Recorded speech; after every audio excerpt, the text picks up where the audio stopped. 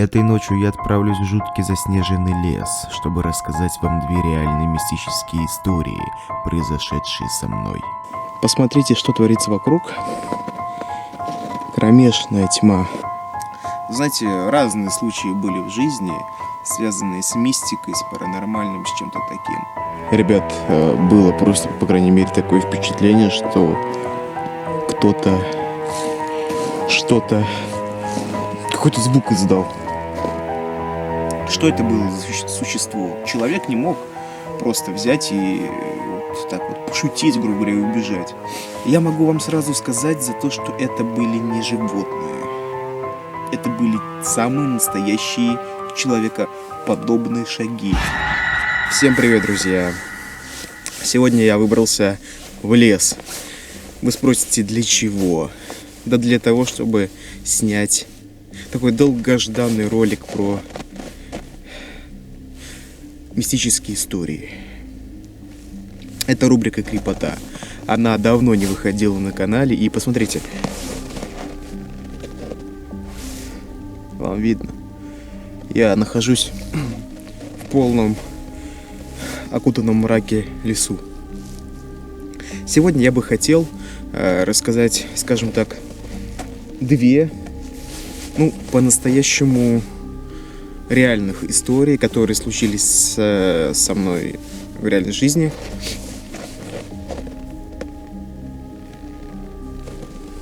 Поверьте, мне есть о чем вам рассказать. Это были таких два невероятных страшных случая в моей жизни. А сейчас я пойду в самую глубь леса, вон туда, чтобы найти место, где можно будет спокойненько встать, сесть, рассказать вам эти истории.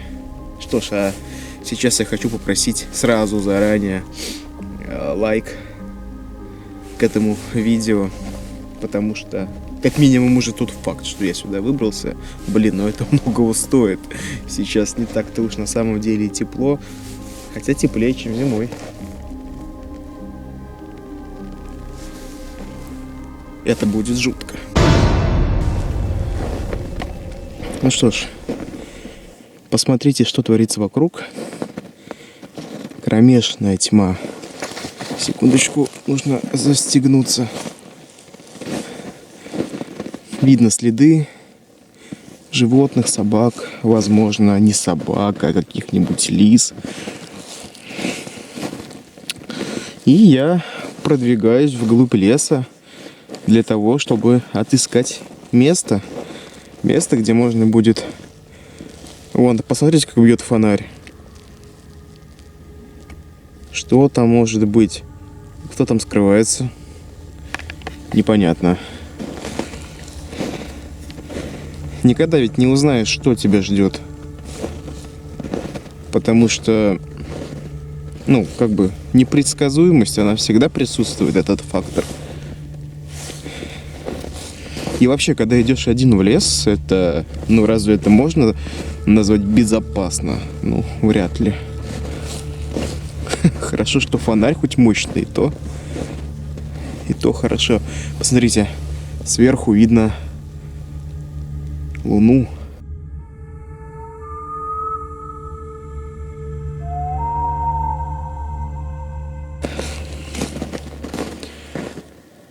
Тихо, тихо. Ребят, было просто, по крайней мере, такое впечатление, что кто-то что-то, какой-то звук издал. И было это где-то в той стороне только что. Понимаете, когда ты идешь в подобные места, уже заранее накрутив себе что-либо, например, что какие-то образы страшные, какие-то воспоминания.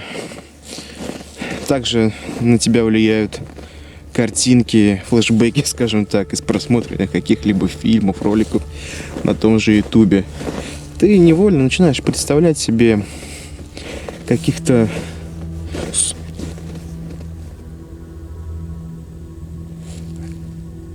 А вот там сейчас... Да-да-да, вдалеке собаки. И они лают. Возможно, бродячие где-то там. Что это такое? Это что такое? Куча снега, что ли? Я надеюсь, они не заподозрили, вернее, не заметили мой фонарь, и поэтому, собственно, начали лаять. Ну, конечно, по звуку далековато они, но все равно стремновато, скажем так. Да. Выглядит все это довольно жутко. Вот, посмотрите. Знаю, вы многие пришли на канал с роликов про истории, про Снежного человека, про Лешего, про Чупакабру. Кстати, кто не видел, обязательно посмотрите. Там я рассказываю точно такие же истории, как и сегодня буду рассказывать. Очень интересные ролики. Переходите, смотрите. А мы идем дальше. Вот так вот незаметно. Ребята,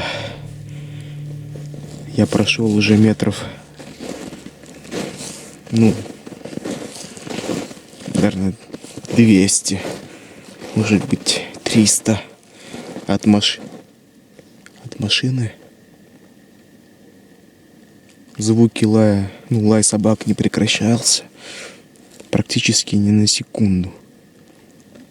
И вот где-то в той стороне они. Там холм. Если присмотреться, я не знаю, камера туда сейчас досветит, вон там тоже следы. И поэтому понятно, что там холм. Ой-ой-ой-ой-ой-ой-ой-ой, ребята, звук был сейчас такой, как будто был шорох листьев. Вернее, веток вот этих вот голых. Смотрю, мусор человечества загрязняет природу. Все точно так же, как и всегда.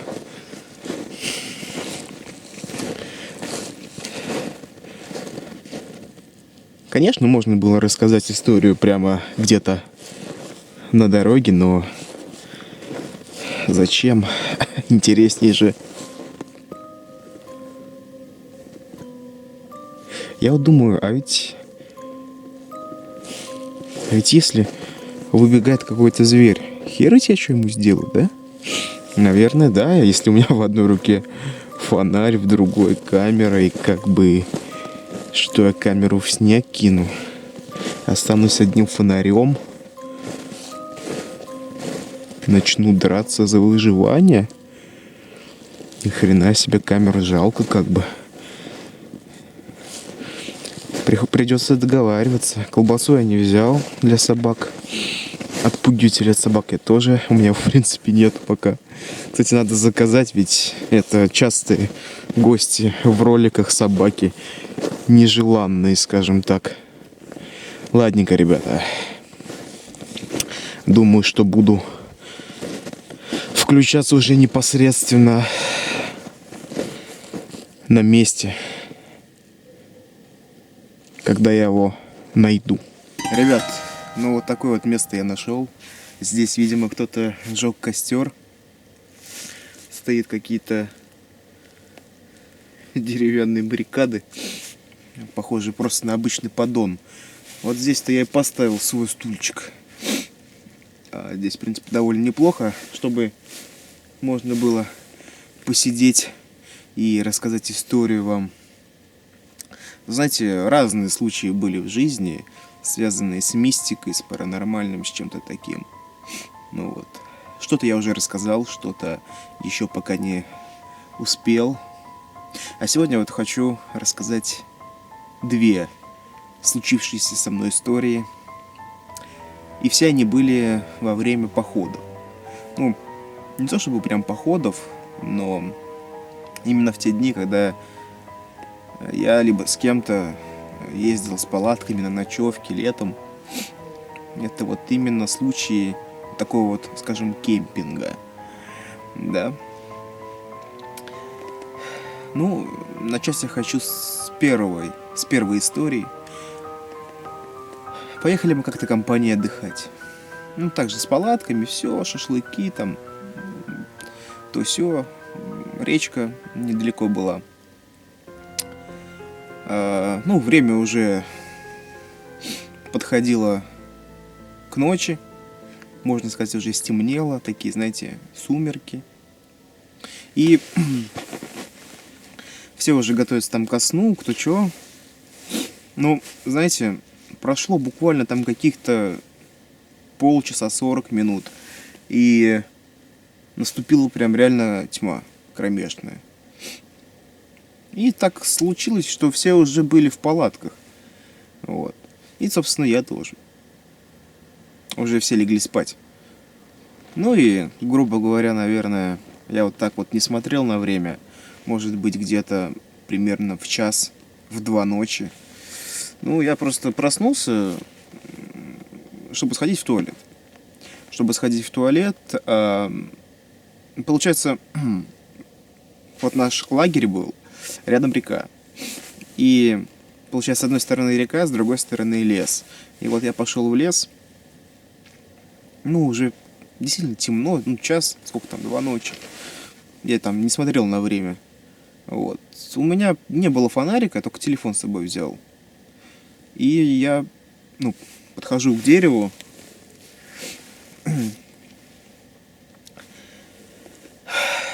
Вы знаете, то, что вот я сейчас скажу, оно может быть кому-то покажется смешным, кому-то странным, кому-то еще что-то.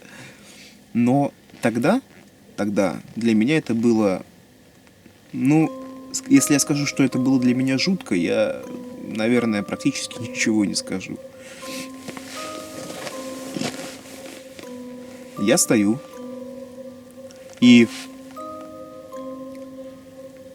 вот, знаете, таким каким-то странным голосом, очень необычным.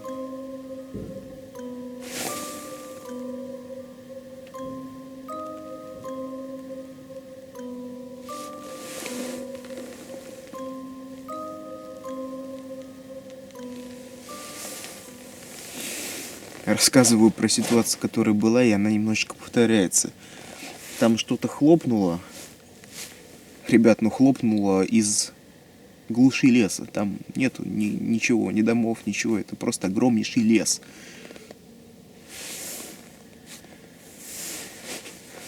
Это также стрёмно.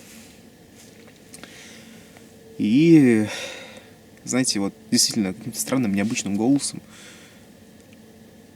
из-за моей спины, ну, я стою, и такой, знаете, вот как невзначай, как будто зовя меня, как будто кто-то вот меня звал, как бы пытаясь обратить на себя внимание.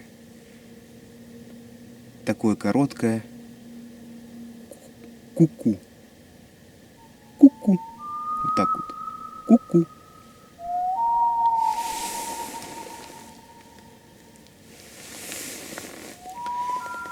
Я оцепенел. Я замер, потому что, знаете, люди в состоянии шока, они либо впадают в панику, в бегство, а кто-то замирает на месте. А бывают даже такие случаи, что один и тот же человек может как застыть во время страха, так и побежать. У меня в тот момент случилось именно так, что я не стал никуда бежать. Я, застыл. Я не стал поворачиваться даже назад. То есть это казалось доли секунды, но для меня это прошла целая вечность. Понимаете? Там, наверное... это непередаваемое чувство страха. Когда я повернулся, и, естественно, я, обдумав ситуацию, быстро повернулся. То есть, вот как-то вот так вот.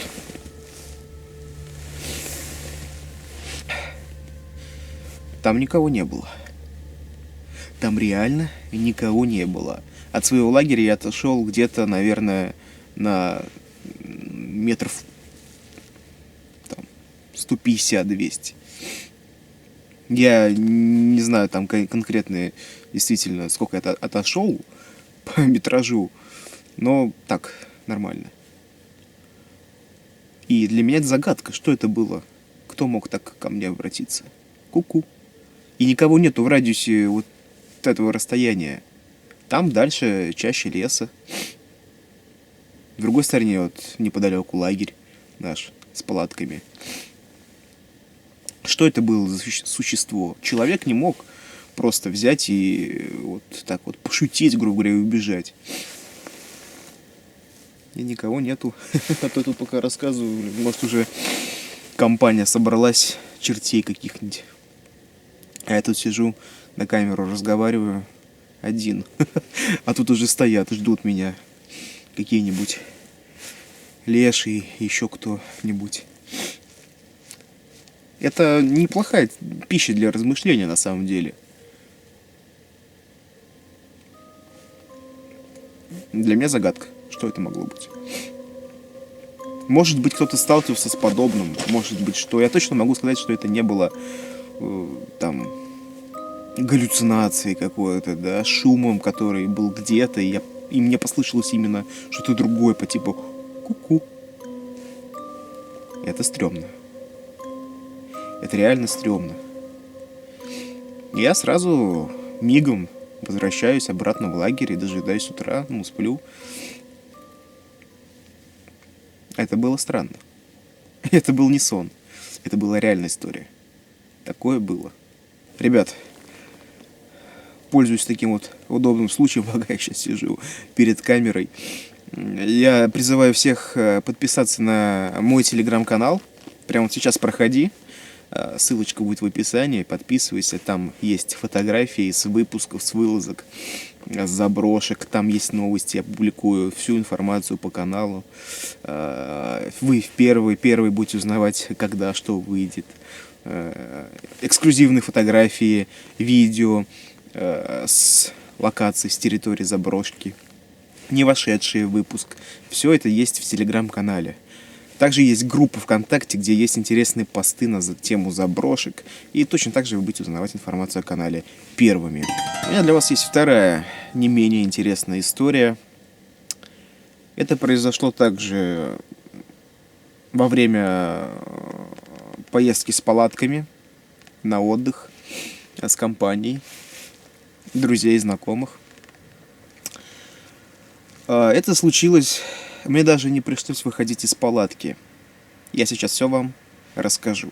Время было позднее, уже знаете, как позднее. Летом так складывается, что как бы нету такого прям особо-то какого-то понятия позднее время. Наверное, было где-то, может быть, часов 12, час. Но уже все нагулявшись, натусовавшись, скажем это так, все разошлись по своим палаткам. Я был в своей палатке один. И, уже, знаете, лег, все постелено, накрылся так. И лег я с одной стороны палатки. То есть не посередине, грубо говоря, а вот чуть левее, возле стенки. Так вот скажем, возле стенки. Иногда посматриваю, потому что и дикие звери, и люди могут спокойно подходить сзади, и ничего хорошего не случится, если я кого-то вдруг профукаю. Я лег. Уже начинаю засыпать. И знаете, вот такое вот пограничное состояние между реальностью и сном. Ты вроде бы как и спишь, а вроде бы и нет. Ты еще как бы чувствуешь, что происходит вокруг тебя, и наполовину какой-то там сон видишь. И вот, собственно, примерно в таком состоянии я уже засыпал. И, знаете, когда люди выходят из палатки, слышно, как открывается замок, там, да, как-то липучки, смотря какая палатка, или липучки и замок. А ничего такого не было. Зато было другое. Прямо возле моей палатки, пока я лежал возле стенки, своей палатки, начались какие-то шаги, передвижения. Я могу вам сразу сказать за то, что это были не животные.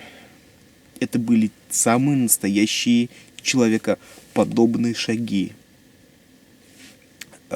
Вот как человек наступает на землю, на траву, на ветки там мелкие. Вот такой звук был.